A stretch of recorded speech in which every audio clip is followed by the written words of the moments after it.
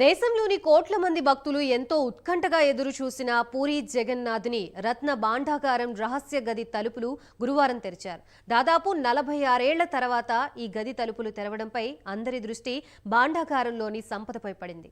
గదిలో భారీ పెట్టెలు, అల్మారాల్లో ఉన్న స్వామివారి ఆభరణాల్ని తాత్కాలికంగా స్ట్రాంగ్ రూమ్ లో భద్రపరిచారు.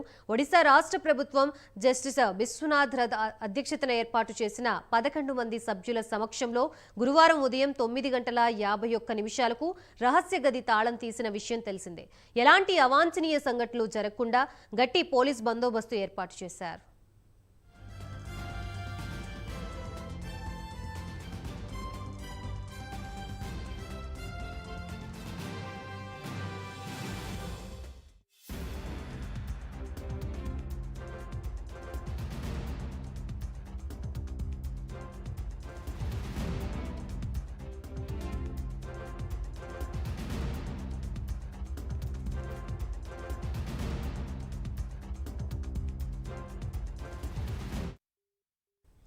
పూరి జగన్నాథుడి రత్న భాండాగారంలో సొరంగాలు, రహస్య మార్గాలు ఉన్నాయా అని పూరి గజపతి మహారాజాని అడిగిన ప్రశ్నకు ఏఎస్ఐ పరిశీలన అనంతరం పూర్తి స్థాయిలో స్పష్టత వస్తుందని, క్షుణ్ణంగా పరిశీలించేందుకు లేజర్ స్కానింగ్ కూడా వినియోగించబోతున్నారని తెలిపారు.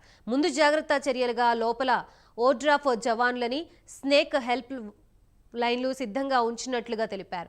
గ్యాస్ కట్టర్లు, హై మాస్ట్ దీపాలు, ఆక్సిజన్ సిలిండర్లను తీసుకువెళ్లినా అక్కడ వాటితో అవసరం రాలేదని ఓ అధికారి తెలిపారు. రహస్య గదిలో ఉన్న విలువైన సంపద, ఆభరణాల్ని లెక్కగట్టే ప్రక్రియ 30 నుంచి 40 రోజుల్లో పూర్తి చేస్తామని ఒడిశా న్యాయశాఖ మంత్రి పృథ్వీరాజ్ హరిచందన్ తెలిపారు.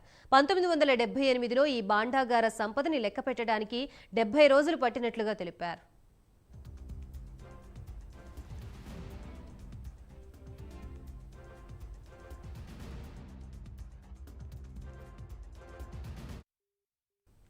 ఇదిలా ఉంటే రత్న భాండాగారంలో లోపల గది తాళం తెరిచే సమయానికి అనుకోకుండా భారీ వర్షం పడడంతో భక్తులు సంతోషం వ్యక్తం చేశారు.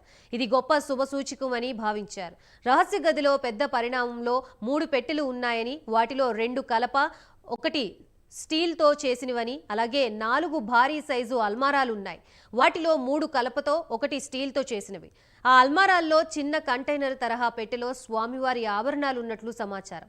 పురావస్తు శాఖ భాండాగారం మరమ్మతుల్ని చేపడుతుందని, భాండాగారం సంపద లెక్కింపు పూర్తయ్యాక అధ్యయన సంఘం మరోసారి సమావేశమై రహస్య గదుల్ని శోధించడంపై గవర్నమెంట్కి సిఫార్సు చేస్తుందని జస్టిస్ విశ్వనాథ్ రథ్ వివరించారు.